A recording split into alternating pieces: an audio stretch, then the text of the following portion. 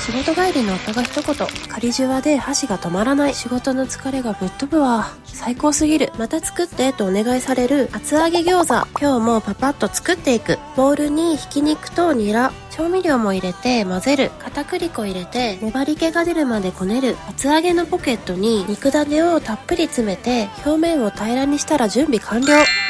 油少し入れて肉の面から焼いていく。しっかり焼いて全面焼き色がついたら水入れて蓋して3分蒸し焼き。3分経ったら完成。